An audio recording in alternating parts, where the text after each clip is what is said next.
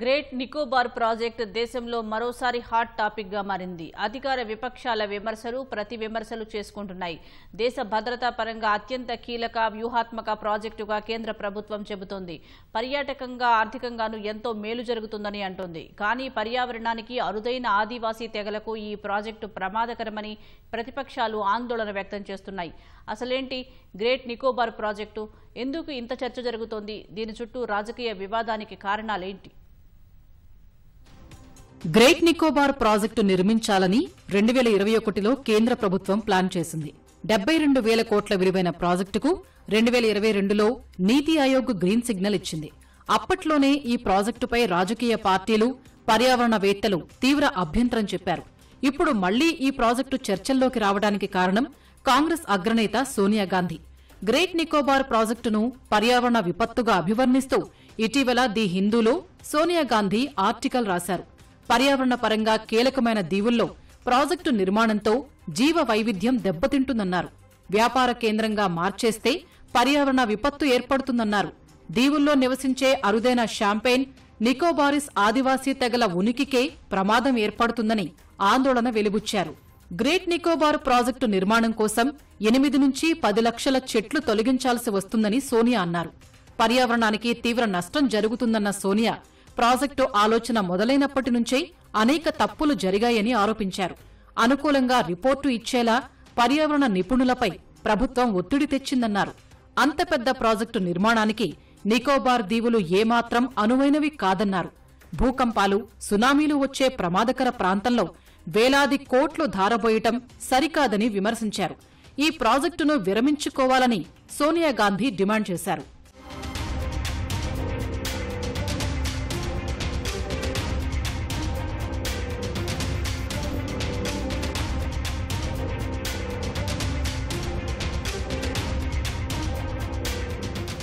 Great Nicobar ప్రాజెక్టుపై అధికార పక్షం వాదన పూర్తి భిన్నంగా ఉంది. వ్యూహాత్మకంగా భారత్కు ఈ ప్రాజెక్టు అత్యంత కీలకమని బీజేపీ నేత అనిల్ ఆంటోనీ అన్నారు. ఇండోనేషియాలోని సుమత్రా దీవులకు కేవలం 150 మైళ్ల దూరాన చైనాకు అతి ముఖ్యమైన మలక్కా జలసంధికి దగ్గరలో గ్రేట్ నికోబార్ ఉందని గుర్తు చేశారు. ఈ ప్రాజెక్టు పూర్తి చేస్తే భారత నావికాదళం మరింత బలోపేతం అవుతుందన్నారు. ఇండో పసిఫిక్ ప్రాంతంలో మన దేశ శక్తి సామర్థ్యాలు, సైనిక పాటవానికి నిదర్శనంగా నిలుస్తుందని వ్యాఖ్యానించారు. 2012లో సోనియా గాంధీ యూపీఏ చైర్పర్సన్ గా ఉన్నప్పుడు గ్రేట్ నికోబార్లోని క్యాంబెల్ బేలో ఐఎన్ఎస్ నావల్ స్టేషన్ ప్రారంభించిన విషయం ప్రస్తావించారు. రాజకీయ వాదనలు ఎలా ఉన్నా గ్రేట్ నికోబార్ ప్రాజెక్టుపై పర్యావరణవేత్తలు తీవ్ర అభ్యంతరాలు వ్యక్తం చేస్తున్నారు. భారీ నిర్మాణాల కోసం సంవత్సరాల తరబడి డ్రెడ్జింగ్, డ్రిల్లింగ్, బ్లాస్టింగ్తో స్వచ్ఛమైన నేల, నీరు, గాలి కలుషితమవుతాయని అంటున్నారు. భూకంపం, సునామీలో వచ్చే డేంజర్ జోన్లో గ్రేట్ నికోబార్ ద్వీపం ఉంది. 2004లో వచ్చిన సునామీతో తీవ్రంగా దెబ్బతింది.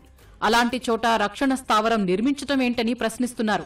దాదాపు 10 లక్షల చెట్లు నరికేయటం వల్ల పగడపు దిబ్బలు, లెదర్ బ్యాక్ తాబేళ్ల గూళ్లకు ముప్పు ఏర్పడుతుంది. ఉప్పునీటి మొసళ్లు, ద్వీపంలోని నీటి మానిటర్లు, చేపలు, పక్షుల నిలయంగా ఉన్న చోటే ప్రాజెక్టు ప్రతిపాదించారని గుర్తు చేస్తున్నారు. 1800కు పైగా జంతువులు, 800 వృక్ష జాతులకు నిలయం ఈ దీవి.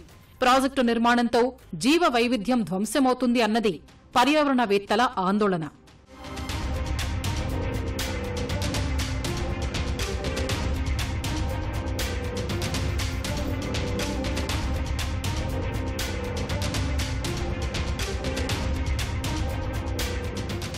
ఈ ప్రాంతంలో 836 ద్వీపాలు ఉంటే జనావాసాలు ఉన్నవి 38 మాత్రమే. గ్రేట్ నికోబార్ దీవుల్లో షాంపెన్, నికోబారీ తెగలు మాత్రమే నివసిస్తుంటాయి. సంచార వేటగాళ్లైన షాంపెన్ తెగకు చెందినవారు 100 నుంచి 400 మంది వరకు ఉంటారని అంచనా. గ్రేట్ నికోబార్ ప్రాజెక్టు నిర్మాణం షాంపెన్ తెగ ప్రజలకు మరణ శాసనమని పర్యావరణ నిపుణులు అంటున్నారు. దీనిపై రాష్ట్రపతికి 39 మంది నిపుణులు లేఖ కూడా రాశారు. అయితే ప్రాజెక్టు వల్ల ఆదివాసీ తెగలకు ఎలాంటి ఇబ్బంది ఉండదని కేంద్ర పర్యావరణ మంత్రి భూపేంద్ర యాదవ్ అన్నారు. వాళ్లను అక్కడ్నుంచే తరలించే ఆలోచన కూడా లేదని స్పష్టం చేశారు. పక్షి జాతులు గూడు కట్టే, సంతానోత్పత్తి చేసుకునే ప్రదేశాల జోలికి వెళ్లబోమని వివరించారు. వన్యప్రాణుల సంరక్షణ, పర్యావరణ పరిరక్షణ కోసం 80 కోట్లు విడుదల చేసినట్లు చెప్పారు. ఇంత చర్చ జరుగుతున్న గ్రేట్ నికోబార్ ప్రాజెక్టు అసలు ఉద్దేశమేంటి? అంటే నికోబార్ ద్వీపాల్లో గ్రేట్ నికోబార్ ఐలాండ్ ఒకటి. దాదాపు 900 చదరపు కిలోమీటర్ల పరిధిలో ఉంటుంది.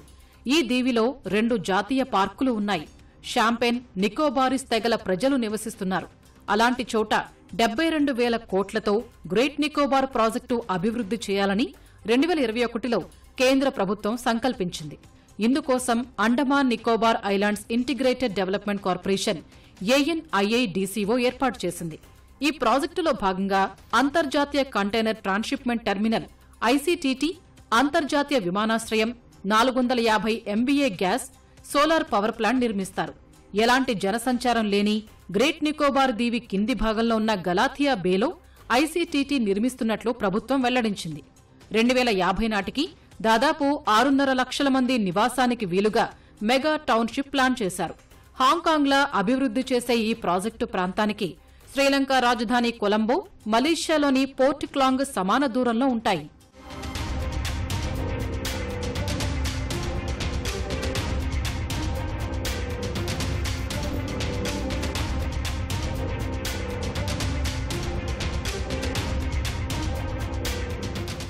గ్రేట్ నికోబార్ ప్రాజెక్టు వ్యూహాత్మకంగా, భద్రత పరంగా భారత్కు ఎందుకు కీలకం?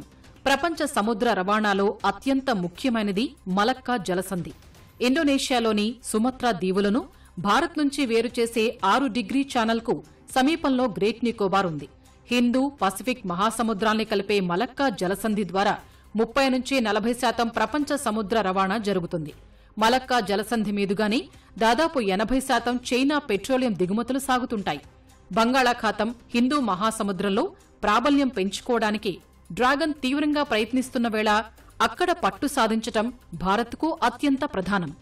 ఇండోనేషియాలోని సుందా, లాంబోక్ జలసంధి సమీపాన నౌకా స్థావరాల నిర్మాణానికి చైనా ప్రయత్నిస్తోంది. స్ట్రింగ్ ఆఫ్ పర్ల్స్ వ్యూహంలో భాగంగా భారత్కు తూర్పు దిక్కున శ్రీలంకలోని హంబన్టోటా పోర్టును 99 ఏళ్లు లీజుకు తీసుకుంది. బంగ్లాదేశ్లో చిట్టగాంగ్ పోర్టును అభివృద్ధి చేస్తోంది. మయన్మార్లోని క్యూయిక్ ప్యూ ప్రాంతంలో డీప్ సీ పోర్టు నిర్మిస్తోంది. అండమాన్ నికోబార్ ద్వీపాలకు 55 కిలోమీటర్ల దూరంలోని కోకో ఐలాండ్స్లో మిలిటరీ స్థావరం ఏర్పాటు చేస్తోంది. ఈ ఎత్తులను చిత్తు చేయడానికి భారత్కు గ్రేట్ నికోబార్ ప్రాజెక్టు ఉపయోగపడుతుంది. ఇక్కడ్నుంచే హిందూ మహాసముద్రంపై నిఘా పెట్టే ఛాన్సు ఉంటుంది. నికోబార్ ఐలాండ్లో భారత మిలిటరీ, నావెల్, కోస్ట్ గార్డ్ స్థావరాలు ఉంటే చైనాకు అస్సలు ఊపిరాడదు. అందుకే నెక్లెస్ ఆఫ్ డైమండ్ పేరిట చైనా వ్యూహానికి భారత్ ప్రతివ్యూహం రచించినట్లు రక్షణ రంగ నిపుణులు చెప్తున్నారు. నికోబార్ ద్వీపంలో నిర్మించే విమానాశ్రయం, పోర్టులతో భారత వాణిజ్య, సైనిక అవసరాలు తీరుతాయని అంటున్నారు. డీప్ సీ పోర్టు ద్వారా పెద్ద కార్గో నౌకల నిర్వహణ సులభమవుతుంది. ఇందుకోసం ప్రస్తుతం సింగపూర్, కొలంబో పోర్టులపై భారత్ ఆధారపడుతోంది. అలాగే గ్రేట్ నికోబార్ పోర్టుతో ఇండో పసిఫిక్ ప్రాంత సముద్ర రవాణాలో భారత్ కీలక శక్తిగా ఎదుగుతుంది. ఇది ఫిజీ, జపాన్లకు ఉపయోగకరంగా మారుతుంది. ఇప్పటివరకు తూర్పు తీరంలో భారత్కు ఉన్న ఏకైక నావెల్ బేస్ విశాఖ మాత్రమే. ఈ ప్రాజెక్టు సిద్ధమైతే విశాఖ నౌకా స్థావరంపై ఒత్తిడి తగ్గుతుంది. పర్యాటకంగానూ భారత్ లబ్ధి పొందుతుంది.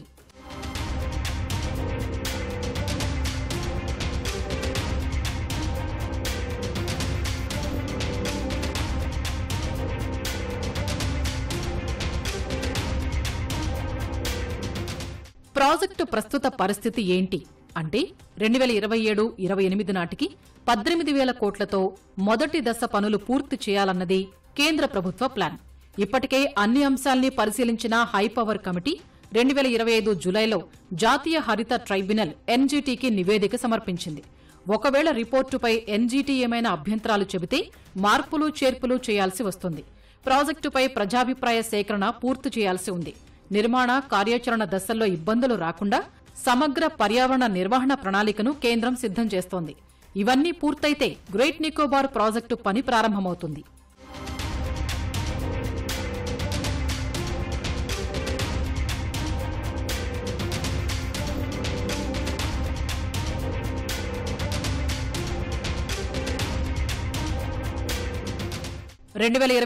ఫిబ్రవరిలో రాష్ట్రపతి ద్రౌపది ముర్ము గ్రేట్ నికోబార్ ఐలాండ్ను సందర్శించారు. రక్షణ పరంగా, వ్యూహాత్మకంగా ఈ ద్వీపం భారత్కు ఎంత ముఖ్యమనే విషయాన్ని సైనికాధికారుల నుంచి తెలుసుకున్నారు. అంటే ప్రాజెక్టు పట్ల కేంద్ర ప్రభుత్వం ఎంత పట్టుదలతో ఉందో అర్థమవుతోంది.